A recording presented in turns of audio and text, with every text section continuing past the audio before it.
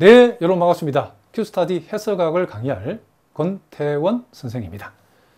자, 큐스타디 해석학 이렇게 되어 있는데, 자, 우리 큐스타디 해석학의 특징을 한 문장으로 요약하라고 하면 해석학을 처음 접하는 학생도 오케이다. 자, 이렇게 선생님이 표현을 했답니다. 자, 여러분들이 임용 강의나 또 각종 사이트 강의를 여러분 들어보시면 아시겠지만은 기본적으로 해석학을 한 번 정도 공부했다는 것 전제로 해서 보통 강의가 이루어지고, 또 기본서를 혼자 여러분 독학한다는 것도 쉬운 것이 아니고, 또 학교에서 여러분 교수님 강의를 들었을 때는 여러분 더욱 이해하기 힘들어서 아마 여러분들이 어려움을 겪었기 때문에 큐스타디 강의를 찾아봤다고 생각합니다. 자, 그래서 큐스타디 해석학은 그와 같은 학생들을 고려해서 해석학을 처음 공부하는 학생들도 무리 없이 열심히 강의 듣고 복습하면 따라올 수 있도록 선생님이 강의를 매우 자세하게 설명을 할 예정이랍니다. 여러분들이 총 강좌 수가 약 90강에 이를 정도로 아마도 해석학의 바이블이라 할 만큼 자세하게 강의를 지금 할 생각이랍니다. 물론 해석학의 책의 분량이 보통 400에서 기본서가 500페이지가 넘어가는데, 다양한 해석학에 나와 있는 내용들을 가능하면 빠짐없이, 또 기본적인 내용만 또 하는 것이 아니고 어떤 시험도 대비할 수 있도록 여러분들이 충분히 이해하고 시험에서 원하는 목표를 달성할 수 있도록 아주 자세하게 심화된 내용까지 강의를 선생님이 해볼 생각이랍니다.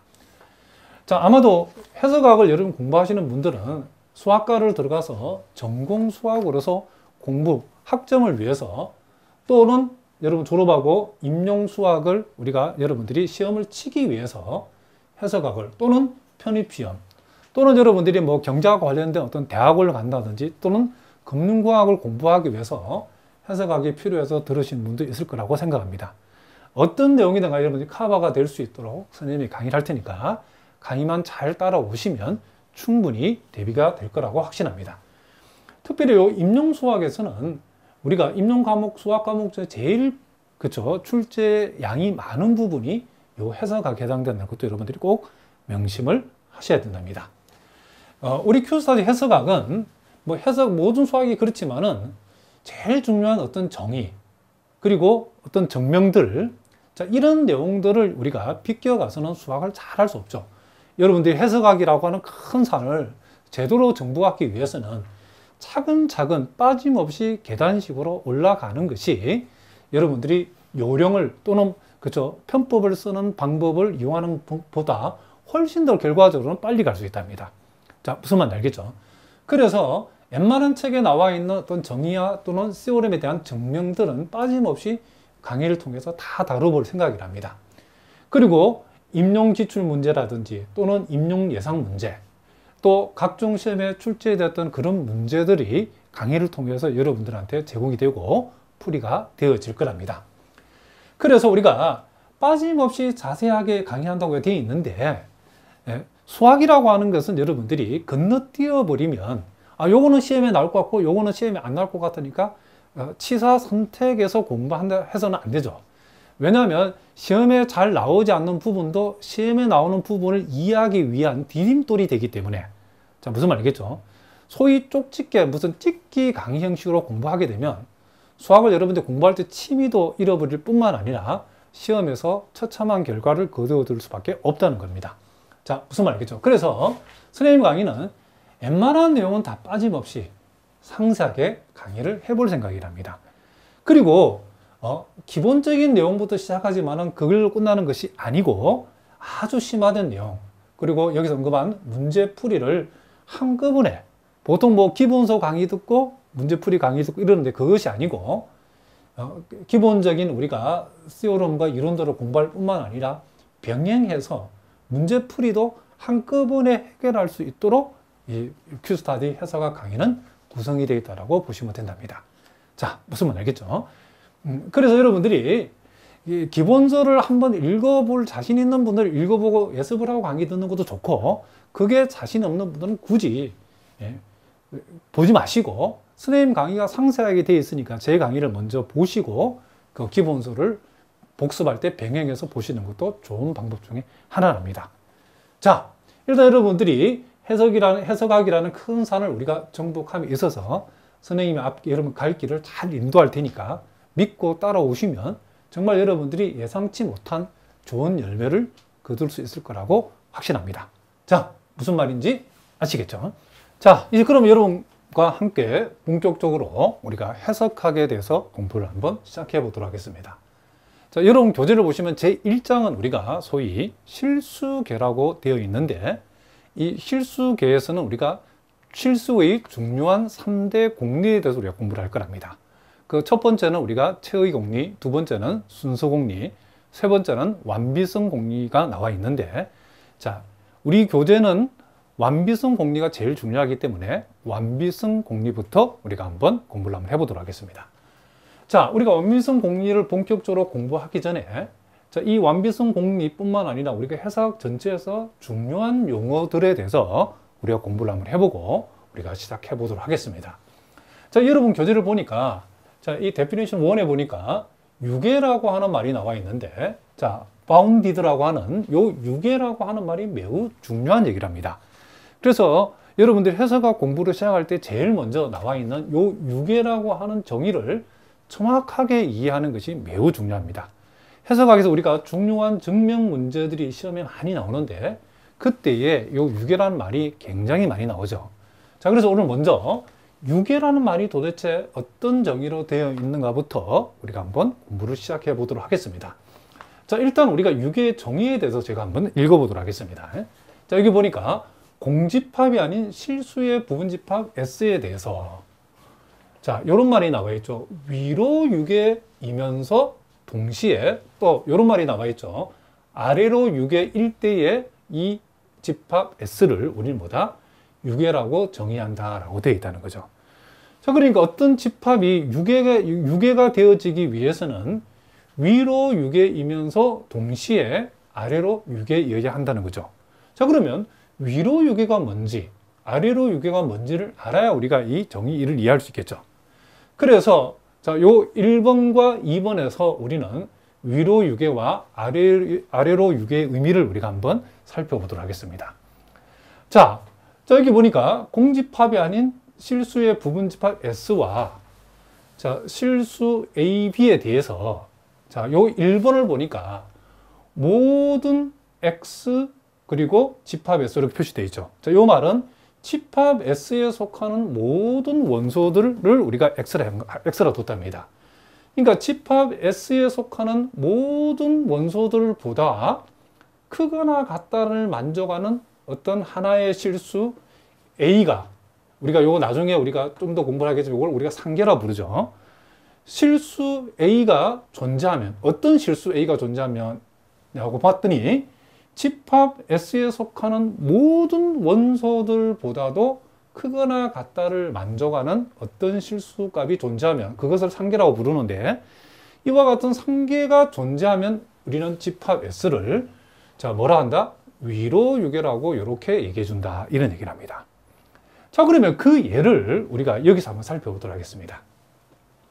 자, 요 첫 번째 예를 보니까 집합 S라고 하는 것이 실수 X를 원소로 하는데 X가 1보다 작거나 같다를 만족하는 것을 우리는 집합 S의 원소들하고 했을 때에 그러면 요 집합에서는 자, 요게 과연 위로 유계가 되어지는가 우리가 한번 살펴보도록 하겠습니다. 자, 우리는 여기서 보면 알겠지만은 자, 집합 X가 1보다 작거나 같다는 그쵸 실수의 값으로 구성되어 있죠. 그쵸? 그러면 집합 S의 원소에 해당되는 요 X 값이라고 하는 요 X라고 하는 것은 1보다 작거나 같음이 틀림없죠. 그죠? 그리고 1보다 작거나 같은 놈들은 뭐 2보다 작거나 같다. 물론 뭐 1.5보다 작거나 같다. 1.1보다 작거나 같다. 다 같은 말이랍니다. 그래서도 상관없답니다. 자, 어쨌든 여러분이 이제 우리가 이해하기 편하도록 1보다 작거나 같은 집합 S의 모든 원소들은 실수값 1보다 작거나 같다 해도 말이 되고 2보다 작거나 같다라고 해도 말이 되고 3보다 작거나 같다라고 해도 말이 되죠. 그죠? 자, 물론 1보다 작거나 같다는 말이 2보다 작거나 같다는 말하고 동치라 그런 뜻은 아니죠.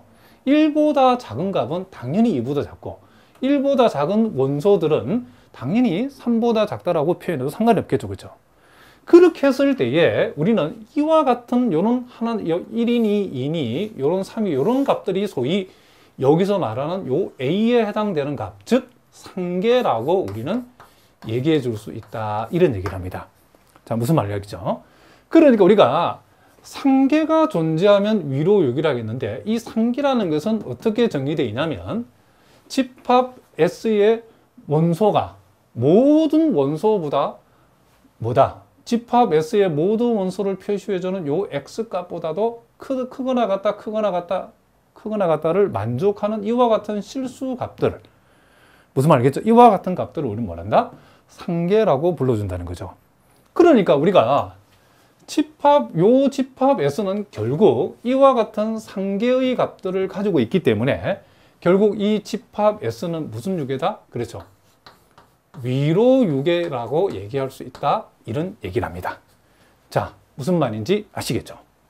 그리고 우리가 또 두 번째, 그러면 아래로 유계란 말은 무엇인가? 아래로 유계라고 하는 것은 자, 여기 보니까 집합 S에 속하는 모든 원소들보다도 자, 이 원소가 X죠.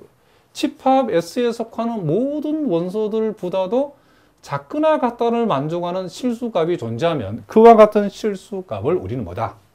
하계라고 얘기해주고 이와 같은 하계가 존재하는 집합 S를 우리는 뭐다? 아래로 유계라고 이렇게 우리 얘기해준다는 거죠. 자, 무슨 말 알겠죠? 그러면 우리가 그 예는 요 이제 두 번째 예인데 이번에는 집합 S의 모든 원소가 0보다 크거나 같다라고 하는 실수값이라고 했을 때에 이것은 아래로 유계가 되어진다는 거죠.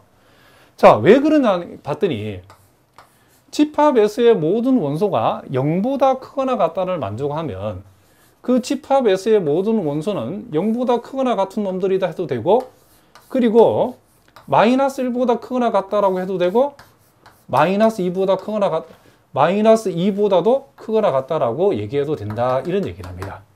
그러니까 0보다 크거나 같은 모든 원소 값들은 당연히 0보다 크거나 같다라고 표현해도 되고 0보다 크거나 같으면 당연히 마이너스 1보다 크거나 같다가 될 수 있고 0보다 크거나 같다인 것은 당연히 마이너스 2보다 크거나 같다라고 얘기할 수 있겠죠. 그러면 이와 같이 여기에 나와 있는 요런 0이니 마이너스 1이니 마이너스 2니 물론 이제 이 x는 여기에 배치되는 값들은 실수값이기 때문에 0 다음에 마이너스 1과 0 사이에 있는 많은 값들도 다 써도 상관이 없답니다. 자, 여러분 이해하기 편하기 위해서 제가 선생님이 정수값들만 생각해 봤는데 그러니까 요와 같은 값들 자, 요런 0이니 마이너스 1이니 마이너스 2라고 하는 것은 바로 여기에서 말하는 요 B에 해당된다는 것을 우리가 알 수 있죠. 무슨 말이겠죠? 집합 S의 모든 원소들은 0보다 크거나 같다 해도 말이 되고 마이너스 1보다 크거나 같다 해도 말이 되고 마이너스 2보다 크거나 같다 해도 말이 되는 거죠. 그렇죠? 그랬을 때 요와 같은 값들을 여기에서 말하는 뭐다?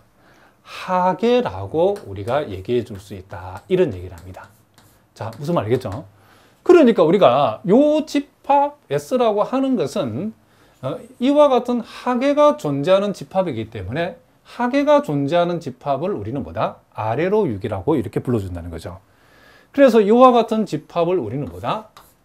아래로 유계다라고 우리가 이렇게 얘기해 줄 수 있다. 이런 얘기를 합니다.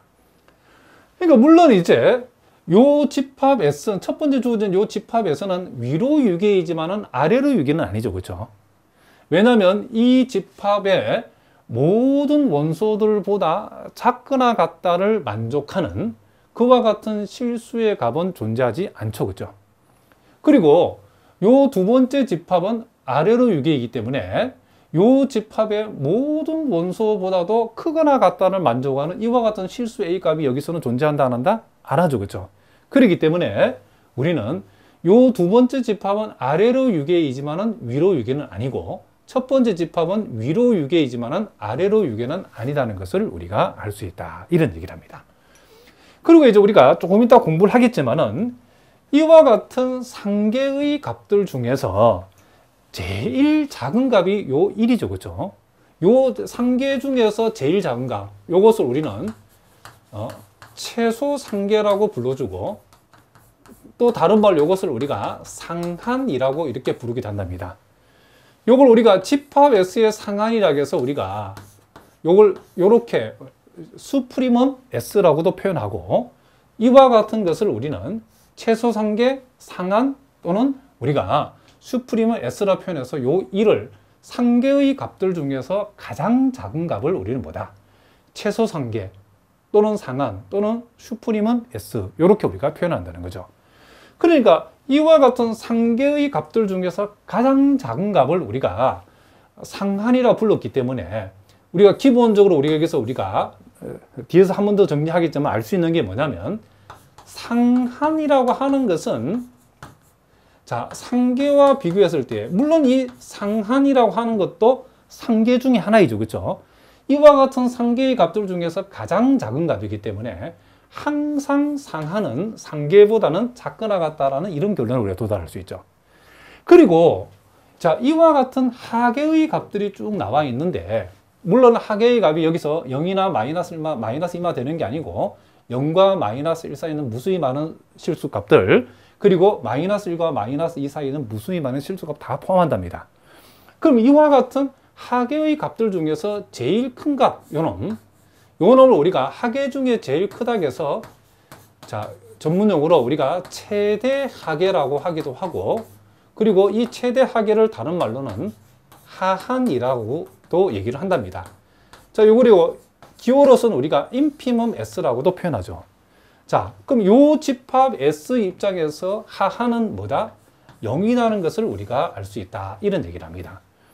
그러면 우리가 하한이라고 하는 것은, 결국 이 하한이라고 하는 것은 하계의 값들 중에서 제일 큰 값이죠. 그렇죠? 그래서 하한하고 하계를 비교했을 때는, 물론 이 하한도 하계의 값 중에 하나이지만 하한은 항상 하계보다는 크거나 같다를 만족한다는 것도 여러분이 알아두시면 좋답니다. 자, 무슨 말이겠죠? 자, 그러니까 일단 우리가 여기서 위로 유계가 뭔가, 어떤 집합이 위로 유계가 되어지기 위해서는 상계가 존재해야 되는데, 상계라고 하는 것은 그 집합의 모든 원소들보다도 어떤 특정한 실수값이 크거나 같다를 만족할 때 그것을 상계라고 하는데, 그와 같은 특정한 실수값들이 존재하면 우리는 그 집합을 위로 유계를 한다는 거고, 그리고 아래로 유계라는 것은 하계가 존재해야 되는데, 그럼 하계는 뭐냐?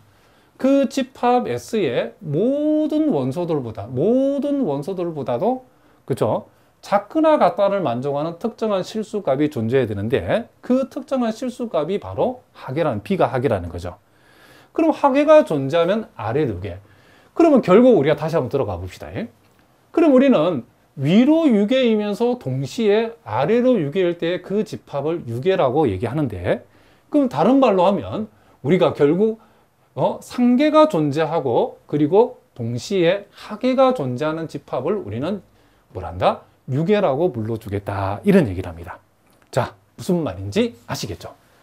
자, 그러면 우리가 여기에서 다시 한번 정리하면, 그와 같은 그러면 상계 중에서 제일 작은 상계, 최소 상계를 우리는 뭐다? 상한 또는 슈프림은 S라고 불러주고, 그러면 우리가 상한은 상계들 중에 하나이지만은 상계 중에 제일 작은, 나중에 공부하기 좀 유일한 값이랍니다. 그래서 상한은 항상 상계보다도 작거나 같다를 만족해야 되고, 이와 같은 하계 중에서 가장 큰 값을 우리는 최대 하계라고 하고, 최대 하계를 우리가 하한 또는 인피멈 S라고 표현하고, 그래서 이 하한이라고 하는 것은 하계 중에 하나이지만은 하계의 값들 중에서 가장 큰 유일한 값이라고 여러분 생각하시면 된답니다. 자, 무슨 말이겠죠? 자, 그러면 이제 우리가 요 유계에 해당되는 우리가 집합을 우리가 한번 살펴보도록 하겠습니다.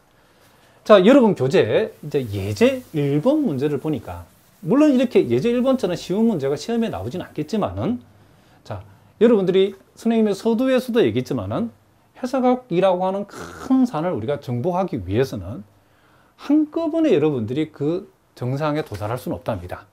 수학 공부를 가장 잘하는 비결은 차근차근 쉬운 것부터 단계별로 여러분들이 차근차근 올라가는 길이 가장 빠르고 또 그죠? 확실하게 정복할 수 있는 지름길 중에 하나라고 보시면 된답니다. 자, 그래서 뭐 이와 같은 뭐 시시한 문제를 우리가 왜 풀어야 되니라고 생각하지 마시고, 자, 이런 문제부터 우리가 차근차근 시작해서 상당한 수준의 문제들도 다룰 거랍니다. 기출 문제도 다룰 거고, 또 예상 문제도 다룰 텐데, 자, 어쨌든 요 정의를 우리가 정확하게 이해했는지를 우리가 요 1번 문제를 통해서 우리가 한번 살펴보도록 하겠습니다. 자, 그럼 우리가 다음 집합이 6개임을 보여라고 그랬는데, 자, 6개임을 보인다는 것은, 자, 위로 6개임에서 동시에 아래로 6개라는 사실을 우리가 어떻게 되죠? 보여야 되는 거죠. 그죠? 그러면 위로 6개라는 사실은 상계가 있다는 사실을 보이면 되고, 아래로 6개임을 보인다는 것은 하계가 있다는 사실을 보이면 되겠죠. 그러면 상계는 집합에서의 어떤 모든 원소도보다도 크거나 같다는 만드는 특정한 실수값이 있는가? 이 실수와 값들이 있는가? 그리고 아래로 6이라는 것을, 즉 하계가 있다는 사실을 보이기 위해서는 집합에서의 모든 원소보다도 작거나 같다를 만족하는 특정한 실수값이 있는가를 우리가 살펴봐야 되겠죠. 자, 그러면 우리가 요 1번에 나와 있는 집합 S는 0보다 크고 1보다 작다를 만족하는 이와 같은 집합이죠. 그러면 우리가 1보다 작다를 만족하는 요 집합은 우리가 얼마든지 상계가 존재하죠. 그렇죠? 우리가 1보다 작은 집합은, 자, 뭐 굳이 뭐 1.5는 하지 말고요. 우리가 정수만 해봅시다. 2보다 작은 집합이다 할 수도 있고, 3보다 작은 집합이다 할 수 있고, 그렇죠? 이런 식으로 우리가 생각해 볼 수 있겠죠. 그럼 이와 같은 값들이 뭐다? 지금 상계의 값들로 우리가 존재한다는 사실을 알 수 있고, 그리고 0보다 큰 집합은 그 모든 원소들은 0보다 크다 해도 말이 되고, 0보다 크면 당연히 마이너스 1보다 크다라 해도 말이 되고, 0보다 큰 것은 마이너스 2보다 크다라 해도 말이 되죠. 그렇죠? 그럼 이와 같은 값은 집합 S의 모든 원소보다도 작다를 만족하는 이와 같은 특정한 값들이 존재하죠. 그렇죠? 그럼 이와 같은 값들은 여기서 말하는 뭐다? 하계에 해당된다는 것을 알 수 있죠. 그래서 이와 같은 상계가 존재하고, 자, 이와 같은 무슨 값이 존재한다? 하계의 값들이 존재하기 때문에 우리는 요 집합 S는 뭐가 된다? S는 6의 집합이다라고 우리가 얘기할 수 있다. 이런 얘기를 합니다. 자, 요걸 우리가 조금 더 유식하게 우리가 요 상계와 하계의 정의에 맞추어서 우리가 설명을 해보면, 여기 보니까, 자, A가 1보다 크거나 같던, 자, 요 A에 해당되는 이 특정한 값, A에 해당되는 값이 지금 1도 되고 2도 되고 3도 되고 이런 쭉 많이 나오는데, 자, A가 1보다 크거나 같다를 만족하는, 자, 요렇게 되는 이 모든 실수, 자, A 값이 1보다 크거나 같다를 만족하는 모든 실수 A는 요 집합 S의 뭐가 되죠? 지금 상계가 되죠. 그렇죠? 자, 무슨 말이겠죠? 그러니까 요 자리에 1이나 2나 3이나 뭐 1 이상이 되는 모든 실수값을 요 자리에 집어오면 요 집합은 집합의 A는 상계라는 사실을 만족하고 있죠. 그렇죠? 그리고 우리가 0보다 또 작은 값들이죠. 그렇죠? 0보다 작은. 요 A에 해당되는 값이 0보다 작은 값들인데, 그러면 또 두 번째 B라고 해봅시다. 0보다 작거나 같다를 만족하는 모든 실수 B는, 자, 집합 S에 뭐에 해당되죠? 그렇죠? 하계에 해당되죠. 그렇죠? 그러면 우리가 상계가 존재한다? 아래로 6개, 아니 위로 6개. 그리고 지금 하계가 존재한다? 무슨 6개다? 아래로 6개죠. 그렇죠? 그래서 위로 6개이면서 아래로 6개를 만족하기 때문에 이 집합 S는 뭐가 된다? 그렇죠? 정의 1회에서 6개가 되어진다는 사실을 우리가 알 수 있다. 이런 얘기를 합니다. 자, 무슨 말인지 아시겠죠? 자, 계속해서 우리가 요 2번도 우리가 한번 살펴보겠습니다. 자, 이번에는 집합 S가 n분의 1을 원소로 하는데 요 n은 자연수다라고 했죠. 그러면 우리가 자연수를 엽수를 취했을 때에 요 n분의 1이라고 하는 요 값의 범위는, 그렇죠? 아무리 작아도 0보다는 크죠. 그렇죠? 그리고 아무리 커도 뭐보다 작다? 1보다는 작거나 같다는 사실을 우리가 알 수 있죠. 그러면 집합 S의 원소는 결국 0보다는 크고 1보다는 작거나 같다를 만족하기 때문에, 그럼 여기서 우리가 1보다 작거나 같다는 사실은 우리가 2보다 작거나 같다라 해도 볼 수 있고 3보다 작거나 같다라 4보다 작거나 이런 식으로 해서 상계의 값들이 존재하는 사실을 알 수 있죠. 그래서 우리는 이걸 좀 더 유식하게 적어보면 A에 해당되는 값이, 즉 1보다 크거나 같다인 모든 실수 A는 상계가 되어진다는 것을 우리가 알 수 있죠. 자, 상계가 되어지고, 그리고 또 집합 S의 원소가 0보다 크면, 0보다 큰 것은 마이너스 1보다 크고 마이너스 2보다 크고 마이너스 3보다 크다라고 얘기할 수 있죠. 그래서 우리는 0보다 작거나 같다를 만족하는 모든 실수 B는 하계에 해당된다는 것을 우리가 알 수 있죠. 하계에 해당된다는 것을 우리가 알 수 있다는 거죠. 그래서 우리는 결국 상계가 존재하고 하계가 존재한다. 즉 위로 6A이고 아래로 6A이기 때문에 정의에 의해서 집합 요 S는 뭐가 된다? 그렇죠. 6A가 되어진다는 것을 우리가 알 수 있다. 이런 얘기죠. 자, 그런데 이제 여기서 우리가 조금 더 우리 나아가 봅시다. 그러면 우리가 여기에서 요 1이라고 하는 값은, 그죠? 요 상계에 해당되는 A 값들 중에서 가장 작은 값이죠. 그래서 우리 요 1을 우리는 아까 말한다. 상한이라고 한다 그랬죠. 자, 그러면 요 상한에 해당되는 1을 여기다 한번 적어 보겠습니다. 자, 우리가 상한을 우리가 슈프리멈 S라고 표현하고, 요 상한에 해당되는 값이 1이라는 사실을 알 수 있죠. 자, 그리고 여기에 0에 해당되는 요 값이 하계에 해당되는 B의 값들 중에서 제일 큰 값이죠. 최대 하계, 요걸 우리가 다른 말로 하한이라고 한다. 이렇게 얘기했죠. 자, 하한을 우리가 기호로 표시할 때는 인피멈 S. 자, 인피멈 S라고 우리 표현하고, 인피멈 S가 여기서는 0이라는 사실을 우리가 알 수 있죠. 자, 뭐라고요? 0이라는 사실을 우리가 알 수 있다. 이런 얘기를 합니다. 자, 그런데 재밌는 것은 우리가 이 상한하고 하한이라고 하는 것이 요 주어진 집합 S의 원소가 될 수도 있고 안 될 수도 있답니다. 자, 무슨 말이겠죠? 물론 이제 우리가 상한과 하한을 제외한 나머지 상계, 하계, 그러니까 상한, 하한을 제외한 나머지의 어떤 상계나 하계는 집합 S의 원소가 될 수는 물론 없답니다. 자, 그렇지만은 이 상한과 하한은 집합 S의 원소가 되기도 하고 안 되기도 한다는 거죠.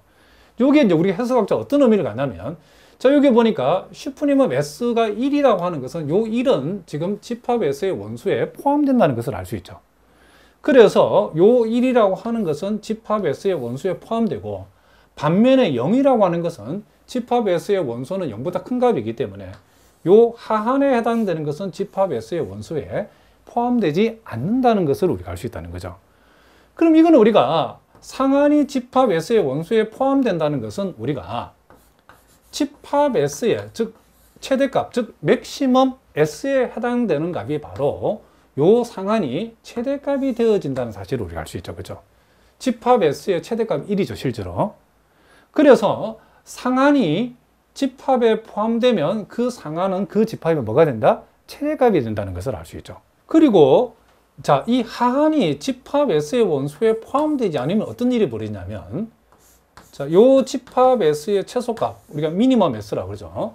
이 미니멈 S의 값이 요 놈이 존재하지 않는다는 것을 우리가 알 수 있다. 이런 얘기를 합니다. 자, 무슨 말이겠죠?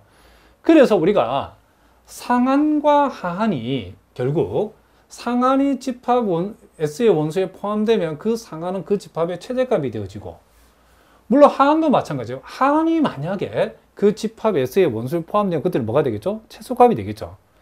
그런데 만약에 어떤 상한이 여기서처럼 집합 S의 원소에 만약에 포함되지 않는다라고 그러면 최대값이 없다가 되는 거죠. 여기처럼 하한이 집합 S의 원소에 포함되지 않으면 그때는 최소값이 존재하지 않는다라고 우리가 얘기할 수 있다. 이런 얘기를 합니다. 자, 이것도 여러분들이 참고로 알아두시기 바랍니다. 자, 세 번째 얘기도 우리가 한번 해보겠습니다. 요 놈도 역시 요 집합에서도 유계인데, 자, 왜 유계인지 한번 보여봅시다.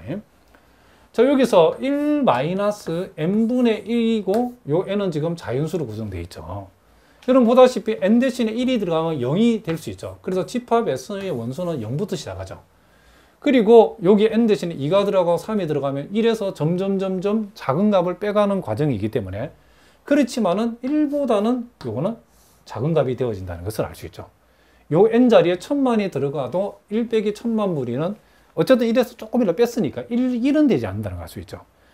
자, 그럼 이런 폼이 되어지기 때문에 집합 S의 원소가 0보다 크거나 같고 1보다 작다라고 하는 말은 1을 포함한 그 이상의 모든 실수의 값들은 뭐가 된다? 요 집합 S의, 그쵸, 상계가 되어지고, 0을 포함해서 0보다 작거나 같다를 만족하는 모든 실수 값은 요 집합 S의 뭐가 된다? 하계가 되어진다는 것을 알 수 있죠.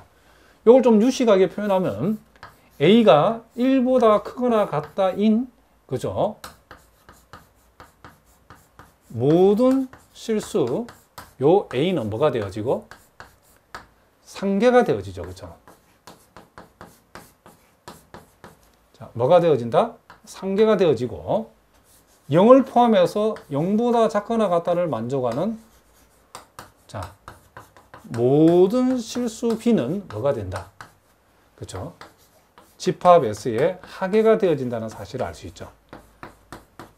자, 그래서 상계가 있다? 위로 유계. 하계가 존재한다? 아래로 유계죠. 그러므로 우리는 따라서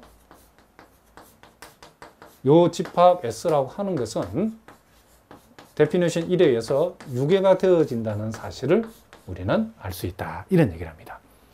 물론 여기에서도 요 1에 해당되는 값이 뭐죠? 요게 상한이고, 요 0에 해당되는 값이 하계 중에 제일 큰 값이니까 요거는 하한이라는 것을 우리가 알 수 있죠. 그런데 요 상한은 요 집합 S의 원소에 포함되지 않기 때문에 요 경우에는 최대값이 존재하지 않는 거죠. 그죠?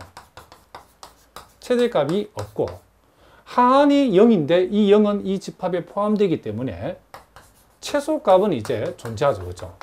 요 하한이 주어진 집합에 포함되면 그것은 바로 뭐가 되고, 그 하한이 최소값이 되어진다는 사실을 또한 우리가 알 수 있다. 이런 얘기를 합니다. 자, 무슨 말인지 아시겠죠? 자, 그럼 이제 여러분 교재 데피니션 2를 보니까 상한, 슈프리멈, 하한, 인피멈에 대해서 정의가 나와 있는데, 자, 우리가 앞에서 살펴봤지만 정확한 정의를 우리 여기서 한번 확인해 보도록 하겠습니다. 자, 먼저 우리가 상한이라는 것은 우리가 상계 중에서 제일 작다고 해서 최소 상계라고 하고, 하한이라고 불리우는 것은 하계 중에서 제일 큰 놈이라고 해서 최대 하계라고 보통 우리가 또 얘기해 줄 수 있답니다. 자, 이 상한이라는 것은, 자, 공집합이 아닌 실수의 부분집합 S가 일단 상계를 가져야죠. 그죠? 상계가 있어야 상한을 우리가 생각할 수 있기 때문에 상계 A를 가질 때 이걸 우리가 다른 말로 위로유기다 그랬죠. 그렇게 했을 때에, 자, 이 상계 A가, 자, 알파가 A보다 작다이면 알파는 S의 상계가 될 수 없다라고 했죠. 그죠? 자, 그러니까 무슨 말이냐면 A보다도 더 작은 상계가 있다 없다? 없다는 거죠. 그죠? 그렇게 했을 때에 요 A는 상계 중에서 제일 작다는 말이 결론으로 된다는 거죠. 그죠? 그래서 알파가 A보다 작다이면 알파는 S의 상계가 될 수 없다를 만족하는 상계 A를 우리는 S의 뭘 한다? 상한이라고 한다는 거죠. 그러니까 즉 이 말은 A는 S의 상계 중에서 제일 작은 값이다 이런 뜻이죠. 그렇죠? 그래서 우리는 요 상한 A를 우리가 기호로 표시할 때는 슈프리멈 S라고 이렇게 표시한다는 거죠. 그리고 하한이라고 하는 것은 하계 B를 가질 때에 우리가 보통 이것을 아래로 유기를 되겠죠.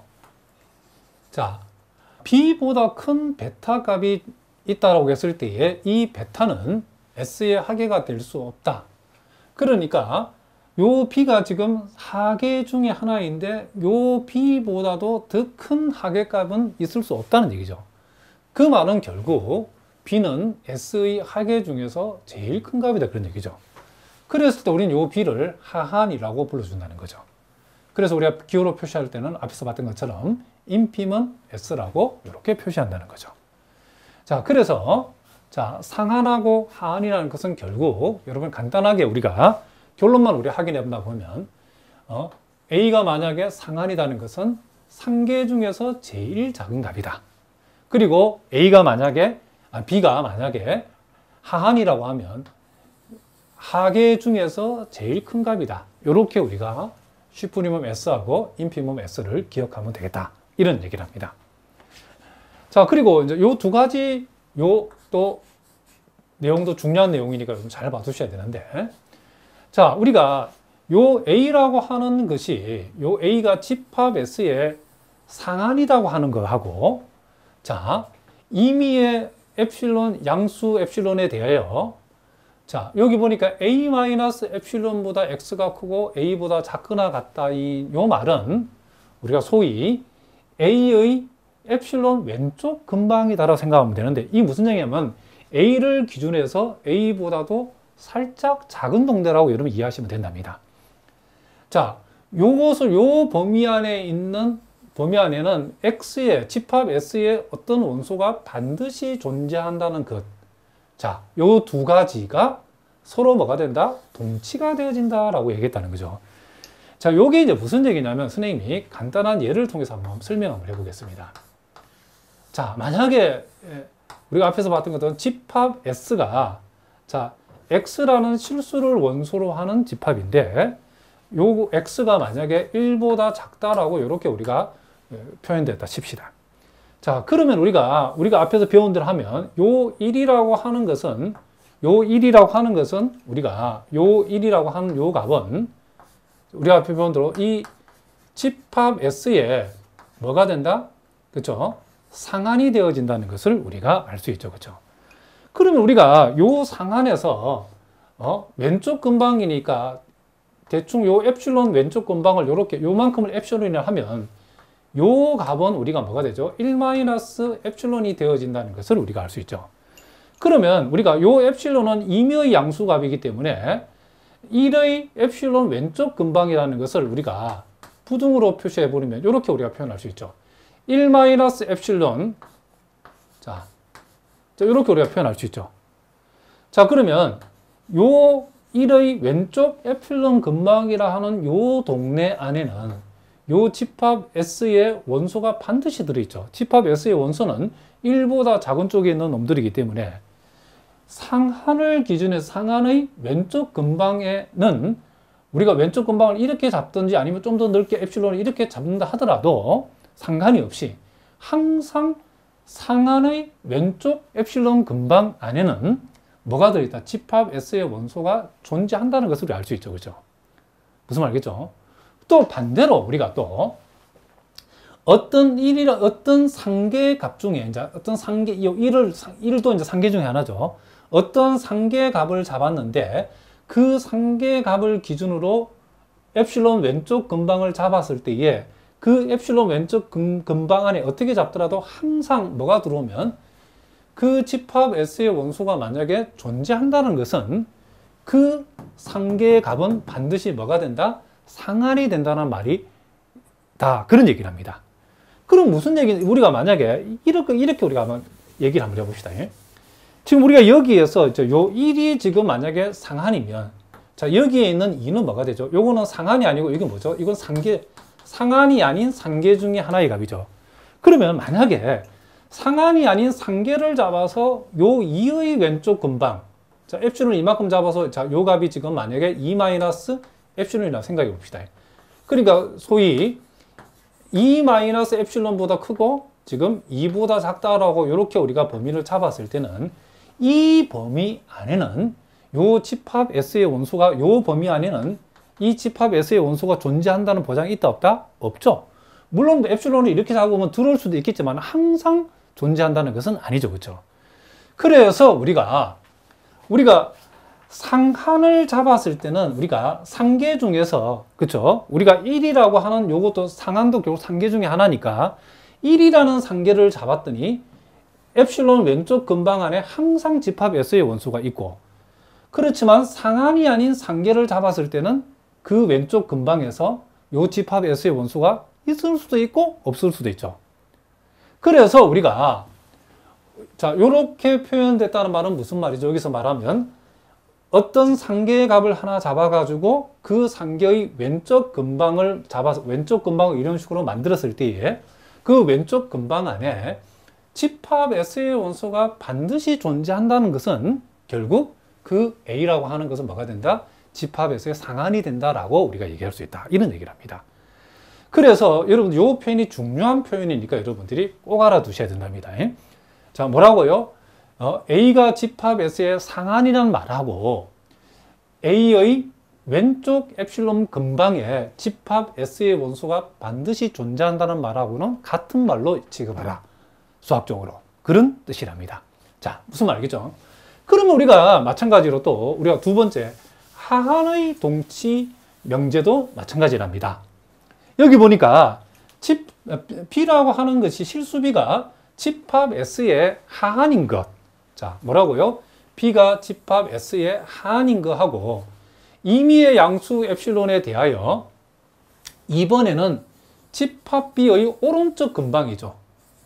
자, 요 말은 자, 집합 B와 B보다 살짝 큰 B 플러스 엡실론 요 범위 안에 집합 S의 원소가 반드시 존재한다는 거하고 B가 하한인 거하고는 서로 뭐가 된다? 동치가 되어진다라고 얘기했다는 거죠. 자, 요 예는 우리가 요렇게 우리가 또 예를 한번 들어볼 수 있겠죠. 자, 집합 S가 X를 원소로 하는데 X가 만약에 0보다 크다라고 이렇게 한번 해보자는 거죠. 자, 그러면 우리가 자, 여기에 지금 0이라는 값이 있는데 자, 이 표현대로 하자면 요 B가 지금 0이란 말이죠. 그러면 P가 만약에 요 P가 만약에 하한이다라고 합시다. 자, 보다시피 실제로 한이죠. 그러면 요 B에서 P의 오른쪽 근방 엡실론을 이만큼 잡을 수도 있고 뭐 이만큼 잡을 수도 있겠죠. 자, 이렇게 잡았을 때 요 값이 지금 0 플러스 엡실론 또는 요 놈도 0 플러스 엡실론이라 표현할 수 있는데 이런 범위를 잡았을 때에 요 범위 안에는 반드시 하한의 오른쪽 근방이라고 말하는 표현되지는 요 근방 내지는 또 하한의 오른쪽 근방 이렇게 잡았을 때 어떻게 하한의 오른쪽 근방을 잡는다 하더라도 하한의 오른쪽 근방 요 범위 안에는 요 집합에서 0보다 큰 값이 반드시 요 안에 존재한다는 것을 알 수 있죠. 그래서 우리가 B라고 하는 값이 여기서는 물론 0으로 표현되어 있는데 S 집합 S의 한이라고 하는 것은 B의 오른쪽 근방 여기서는 0의 오른쪽 근방 어떻게 잡는다 하더라도 그 근방 안에는 반드시 집합 S의 원소가 반드시 존재한다라고 우리 얘기할 수 있겠죠. 그리고 또 이제 우리가 역으로 만약에 지금 요 B라고 하는 것이 집합 S의 우리가 이제 하계라고 했을 때에 자, 요게 지금 이제는 하한인지 우리가 지금 하계 중에 하나라고 우리가 봅시다. 하계 중에 하나라고 봤는데 무슨 말이겠죠? 이 하계를 하나 잡아놓고 우리가 오른쪽 근방을 잡았더니 요 0의 경우에는 오른쪽 근방을 어떻게 잡는다 하더라도 그 범위 안에 반드시 집합 S의 원소가 존재하게 지금 이렇게 우리가 그림을 표현했죠. 그런데 지금 여기 0이 지금 하계이라고 하면 마이너스 1도 당연히 하계가 되겠죠. 그런데 요 하계를 잡았을 때는 자, 하한이 아닌 하계를 잡아서 그놈의 오른쪽 근방을 이런 식으로 잡았다. 자, 그러면 요 부분이 만약에 마이너스 1 플러스 엡실론을 해봅시다. 그러면 요 하계 마이너스 1을 기준해서 오른쪽 근방을 이렇게 잡았을 때는 지금 요 집합 S의 원소가 요 범위 안에 존재한다 안 한다? 안 하는 거죠. 물론 이렇게 하면 존재할 수 있겠죠. 그러니까 마이너스 1이라는 하계를 잡았을 때는 그놈의 오른쪽 근방에 집합 S의 원소가 반드시 존재한다는 보장이 없죠. 마이너스 1뿐만 아니고 나머지 모든 하계를 잡더라도 같은 결론이죠. 그렇죠? 그렇지만은 0이라고 하는 하계를 잡았더니 그놈의 오른쪽 근방에서는 반드시 집합 S의 원소가 존재하더라는 거죠. 그러면 이 0이라고 하는 것은 여기서 말하는 뭐에 해당된다? 집합 S의 하한에 해당된다는 것을 우리가 알 수 있다. 이런 얘기를 하는 거죠. 그래서 이것도 중요한 내용이 잘 알아두는 게 어떤 실수의 값이 집합 S의 한이 된다는 거하고 그놈의 오른쪽 근방에 있는 근방에는 반드시 집합 S의 원수가 존재한다는 거하고는 서로 뭐가 된다? 동치다 이런 얘기죠. 그러니까 하한의 오른쪽 근방에는 반드시 집합 S의 원수가 존재한다. 그리고 어떤 하계를 하나 잡아놓고 그놈의 오른쪽 근방에 그 집합 S의 원수가 반드시 존재한다라고 하면 그 B는 뭐다? 그 하계 B는 뭐에 해당된다? 하한에 해당된다라고 여러분이 기억하시면 된다는 거죠. 자, 무슨 말인지 아시겠죠? 자, 계속해서 우리가 또 중요한 명제 두 가지를 한번 살펴보겠습니다. 여기 보니까 이제는 집합 S의 상한 A가 존재한다 그러면, 자, 앞에서 선생님 잠깐 언급했는데 상한의 값은 유일하다. 하한도 마찬가지죠. 하한의 값도 유일하다는 거죠. 자, 그러면 우리가 만약 여러분들이 학교 시험에서 상한이 유일하고 하한이 유일한 사실을 증명하라고 하면 이렇게 증명하면 된다는 거죠. 어떻게 증명하냐면 만약에 집합 S에 A와 A-라고 하는 이 상한이 두 개가 있다라고 우리가 가정을 해보는 거죠. 그래 놓고 우리가 이 A와 A-가 S의 상한이라 했을 때 결국 이 두 개는 유일하게 되기 위해서는 이 두 개는 결국 같은 값이어야 된다는 것을 우리가 보이면 되겠죠. 자, 그러면 만약 A와 A-가 S의 상한이라고 했을 때에, 자, 일단은 A와 A-는 S의 일단 뭐가 되죠? 상한도 상계 중에 하나이기 때문에 반드시 상계가 되어지겠죠. 그런데 우리가 앞에서 공부하기를 상한하고 상계의 관계는 어떤 관계가 있다겠죠? 상한은 상계의 각 중에서 제일 작은 값이기 때문에 최소 상계에 해당되기 때문에 상한하고 상계를 비교했을 때는 반드시 상한은 상계보다 작거나 같다는 논리가 성립해야 되겠죠. 그럼 만약에 자 여기서 전제에서 A가 상한이라고 했고, 자 A가 상한이라 했기 때문에 자 A-를 만약에 상계로 본다 그러면 A는 A-보다도 반드시 작거나 같다가 성립해야 되겠죠. 그리고 전제에서 A-를 상한이라고 우리가 본다고 하면 A를 또 상계로 볼 수 있기 때문에 A-는 A보다 작거나 같다. 요 논리에 의해서 요게 성립해야 된다는 거죠. 그러면 A는 A-보다 작거나 같고 A-는 A보다 작거나 같다는 요 두 개를 동시에 만족하려고 그러면 결국 A와 A-는 같을 수밖에 있다 없다? 없다. 이런 얘기죠. 결국 두 개일 수 없고 상한은 하나일 수밖에 없다. 이런 얘기를 합니다. 자, 무슨 말 알겠죠? 그 다음에 이제 우리가 하한도 마찬가지랍니다. 집합 S의 하한 B가 존재한다면 그 하한 B는 뭐다? 유일하다. 이런 얘기를 합니다. 만약 B와 B'가 S에 둘 다 하한이 되어진다 하면, 자, 하한은 결국 하계 중에 하나이기 때문에 이 B와 B-는 S에 뭐가 된다? 하계가 된다는 것을 알 수 있죠. 그런데 우리가 앞에서 공부하기를 하한이라고 하는 것은 하계 중에서 제일 큰 값, 최대 하계를 우리가 하한이라고 했기 때문에 하한의 값은 하계의 값보다도 항상 크거나 같다는 것을 우리가 알 수 있다는 거죠. 자, 그럼 우리가 전제에서 P라고 하는 것을 S의 하한이라고 우리가 전제했기 때문에 자, P-를 만약에 하계로 본다라고 하면 자, P는 B-보다 크거나 같다를 만족해야 되죠. 하한은 하계보다도 항상 크거나 같다. 그리고 만약에 P-가 S의 하한이라고 또 전제했기 때문에 P를 하계로 본다 그러면 P-는 또 B보다 크거나 같다가 성립해야 되겠죠. 그럼 요 두 개는 결국 B는 B-와 같다는 결론에 도달한다. 그런 얘기죠. 그래서 하한 B라고 하는 것도 역시 뭐다? 유일하다는 것을 우리가 알 수 있다. 이런 얘기를 합니다. 자, 무슨 말인지 아시겠죠? 자, 이렇게 해서는 우리가 해석학 첫 시간에 우리가 해석학에서 가장 중요한 용어들에 대한 정의와 그와 관련된 세오름들을 우리가 살펴봤는데, 자, 여러분 우리가 첫 시간을 공부해서 알겠지만은 이 권태원 선생님의 강의는 여러분이 기본이 안 돼 있고 해석학을 처음 공부하는 사람이라도 이해할 수 있도록 차근차근 자세하게 기본서보다 훨씬 더 상세하게 여러분들이 이해할 수 있도록 설명하는 강의를 오늘도 했지만 앞으로 이렇게 할 거랍니다. 그러다 해도 쉬운 내용만 하는 것이 아니고 기본적인 내용부터 심화적인 내용까지, 그리고 오늘은 문제를 우리가 많이 풀지 않았지만 다양한 문제들, 기출 문제를 포함해서 각종 시험에 여러분들이 해석학과 관련된 시험을 충분히 대비할 수 있도록 다양한 문제들도 많이 풀어줄 계획이랍니다. 자, 오늘은 여기까지 하겠습니다. 여러분 오늘도 수고하셨습니다.